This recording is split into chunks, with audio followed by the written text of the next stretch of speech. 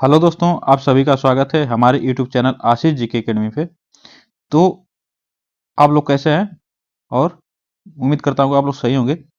तो चलिए, आज का टॉपिक हम लोग ईबीएस पर्यावरण से करते हैं, जो कि प्रैक्टिस सेट के रूप में।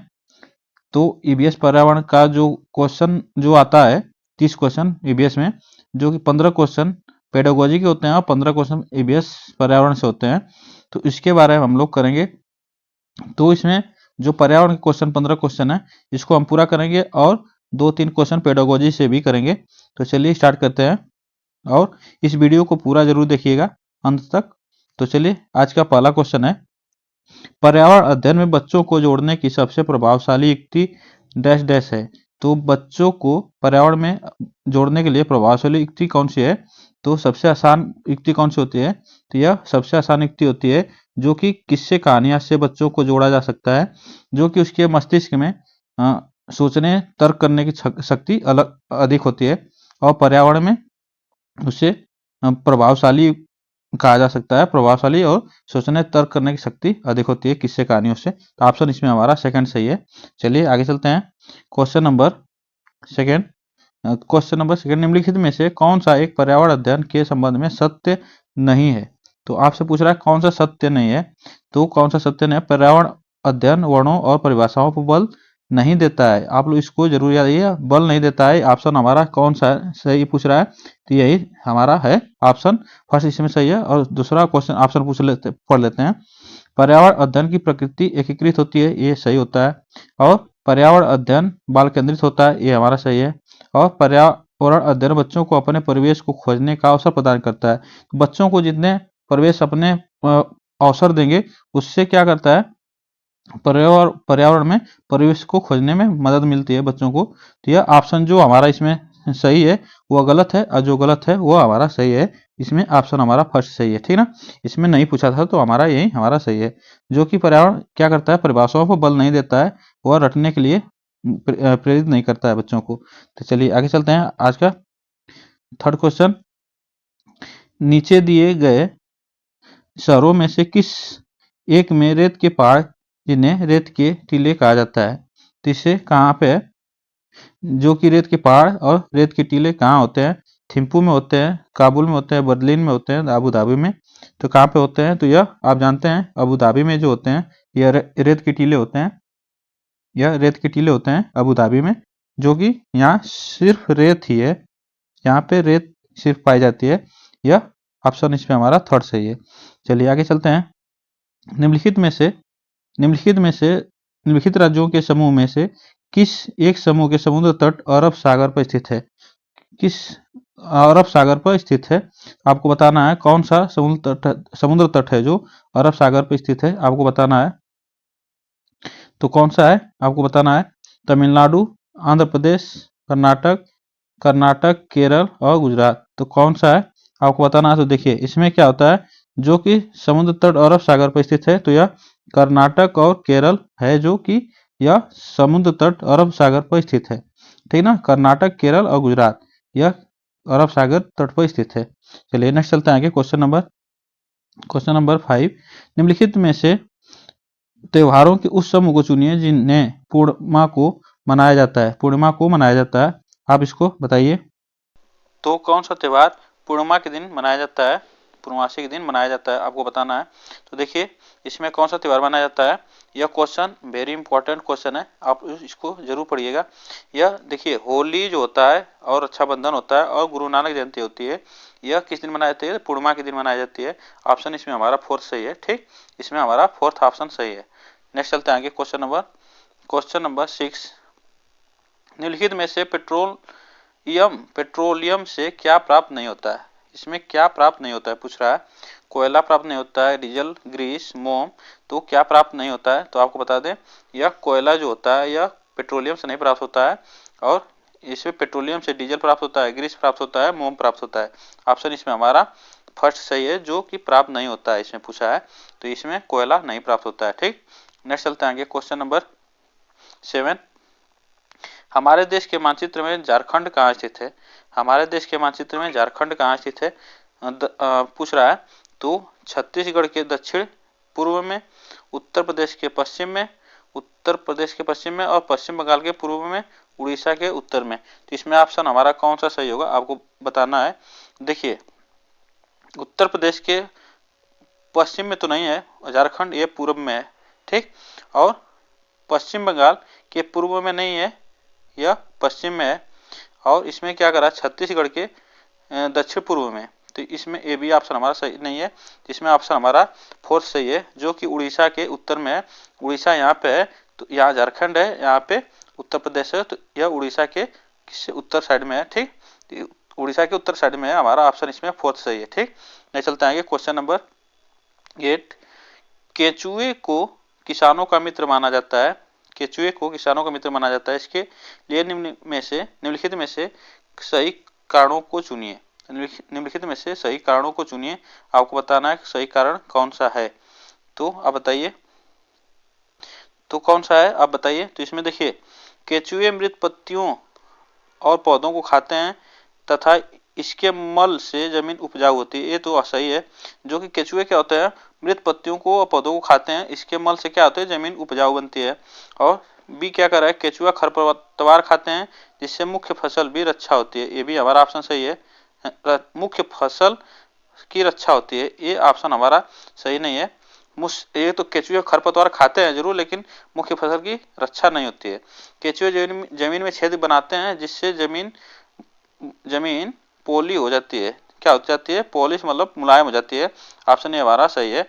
और केचुए द्वारा बनाए गए छेदों से जमीन को आसानी से हवा और पानी मिल जाता है, ये भी हमारा ऑप्शन सही है। तो इसमें देखिए सी डी और फर्स्ट इसमें सही है। तो ऑप्शन कौन सा हमारा सही इसमें, तो इसमें हमारा ऑप्शन फोर्थ सही है, ए सी और डी, ए और सी डी ऑप्शन इसमें हमारा फोर्थ सही है। नेक्स्ट चलते हैं क्वेश्चन नंबर 9।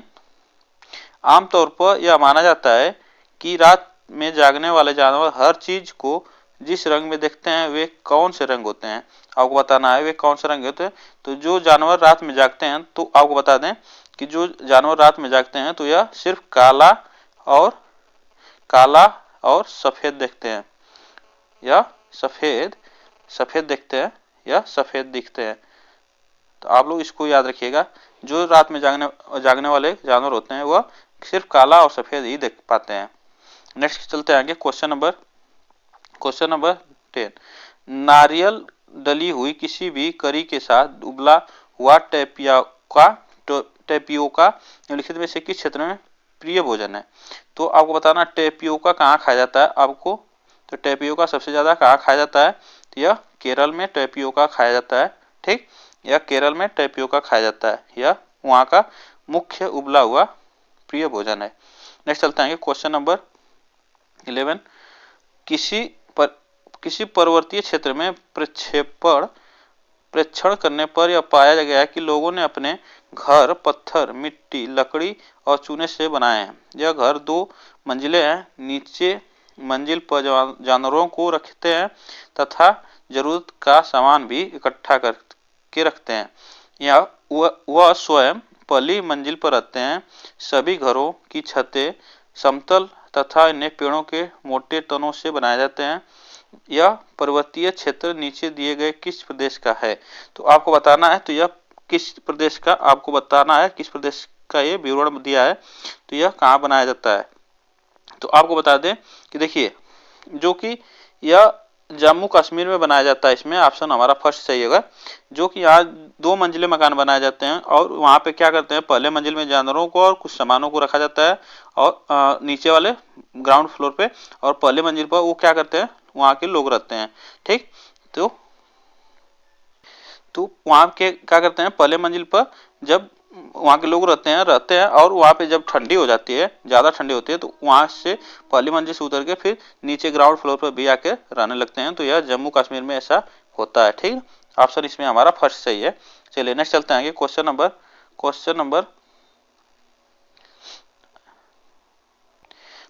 12। झूम खेती में अपनाई जाने वाली पद्धति के विषय में नीचे दिए गए कथनों पर विचार कीजिए। तो झूम खेती जो होती है, आपको बताना है झूम खेती के बारे में। तो यह कौन सा कथन इसमें सही है, आपको बताना है। तो कौन सा कथन इसमें सही है, एक फसल प्राप्त करने के बाद जमीन को कुछ साल तक ऐसे ही छोड़ देते हैं, ये तो सही है। क्या करते हैं, कुछ साल तक छोड़ देते हैं और इस जगह जो बांस का खरपतवार जंगल उग जाता है उसे उखाड़ कर जला देते हैं। और उखाड़ कर नहीं जलाते हैं, इसको काट कर जलाते हैं, काट कर जला देते हैं। खरपतवार जंगल आदि को जलाने पर प्राप्त राख को खाद की तरह प्रयोग में लाते हैं। ये ऑप्शन हमारा गलत है, खाद की तरह नहीं, उसको सिर्फ जला देते हैं। और जब इस जमीन में खेती की जाती है तो बीज करने से पहले उसे गहरा जोता जाता है। तो इसमें हमारा ऑप्शन कौन सा सही है आपको बताना है। तो देखिए, झूम खेती के बारे में सिर्फ ऑप्शन हमारा सेकंड ऑप्शन सही है। केवल यह एक फसल प्राप्त करने के बाद उसके जमीन को कुछ साल तक के लिए छोड़ दिया जाता है। ऑप्शन इसमें हमारा सेकंड सही है, ठीक ना। ऑप्शन इसमें हमारा सेकंड सही है। नेक्स्ट चलते हैं क्वेश्चन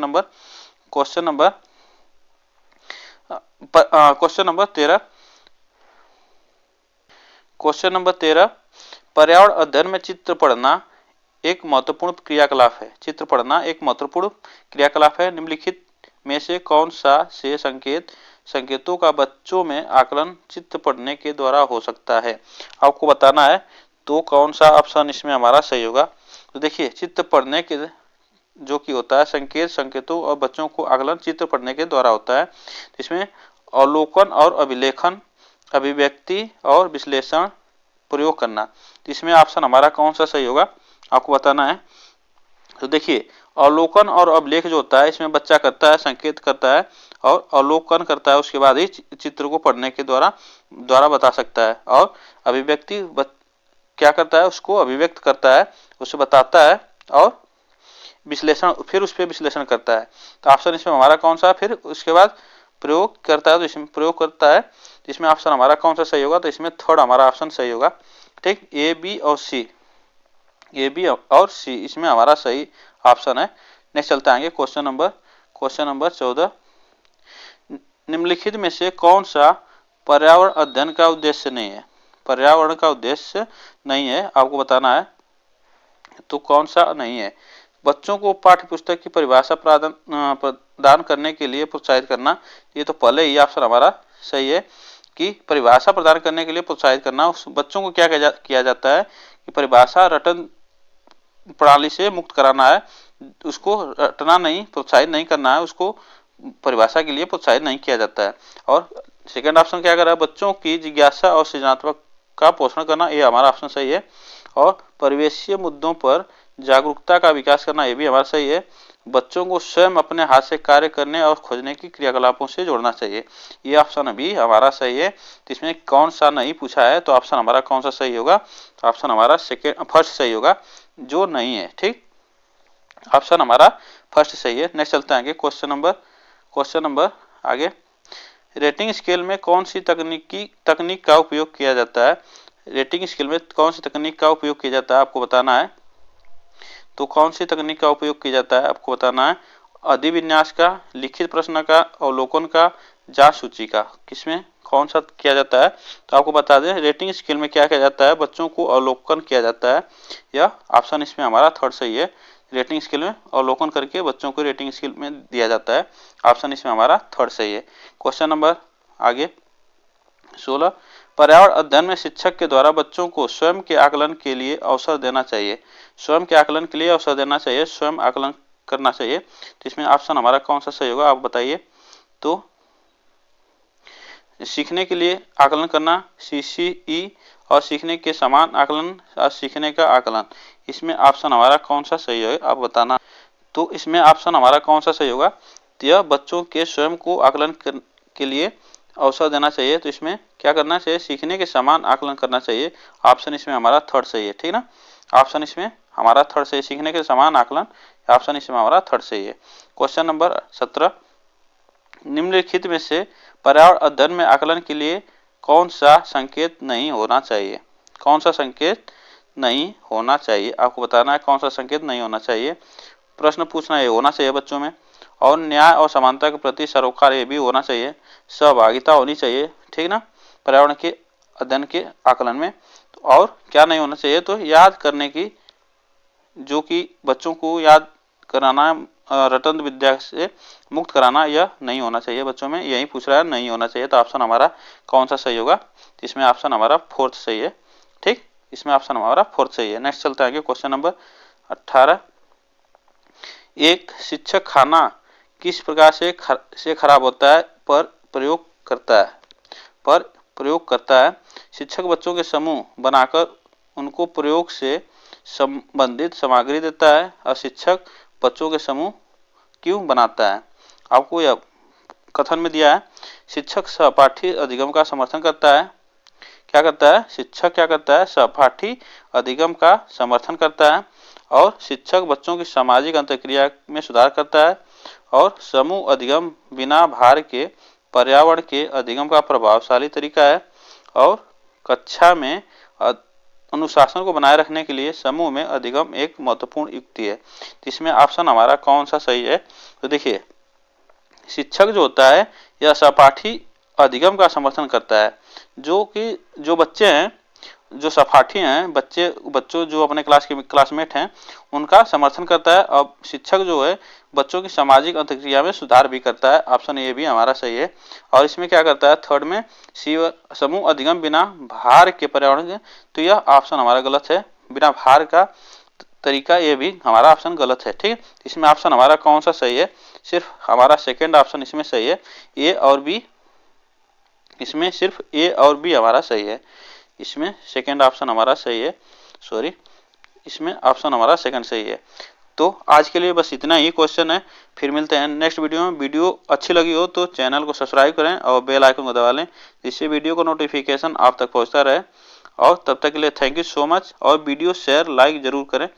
फिर मिलते हैं नेक्स्ट वीडियो के साथ। Thank you so much.